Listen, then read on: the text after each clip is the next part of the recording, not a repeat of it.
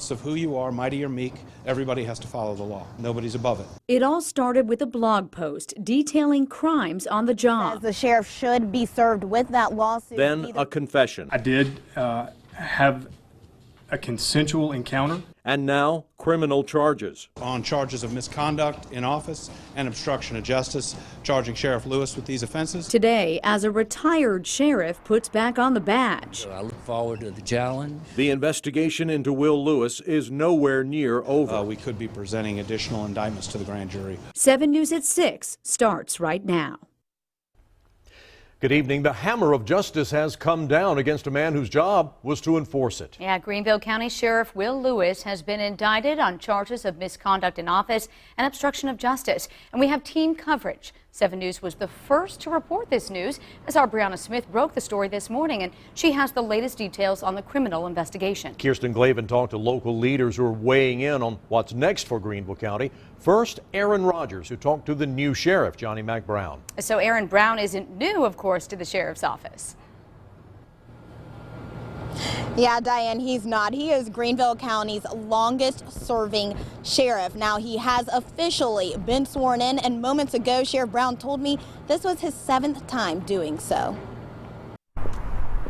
Walking into the doors he walked through for nearly a quarter of a century. Governor McMaster appointed retired Sheriff Johnny McBrown earlier this morning. He's totally trustworthy, he's enormously experienced, and there could not be a better selection. After a grand jury indicted Sheriff Will Lewis on 2 charges. I think he'd have been much better off if he had taken my, request, and that is to step aside. After a former sheriff's office employee accused Sheriff Lewis of sexual assault on a business trip last year, Sheriff Brown came out asking for Sheriff Lewis to resign.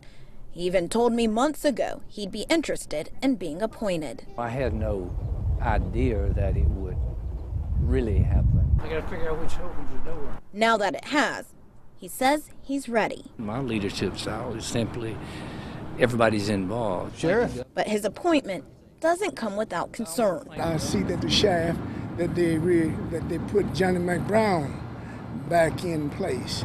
Blacks did not do well under Johnny McBrown's administration. Then NAACP says they do want to work with Sheriff Brown. Sheriff Brown says he's not sure what's next or what changes he'll make, but he's focused on building morale. We will address where are we, how did we get here, what are we going to do about it, and how can we make it better. Now, Sheriff Brown says he will not seek re-election, but he could be interim sheriff for a while. Now, there would only be a special election if Sheriff Lewis resigns or is convicted. And if either one of those actually does happen, well, it still could be months before a special election happens. Live in downtown Greenville at the Law Enforcement Center, I'm Aaron Rogers, 7 News.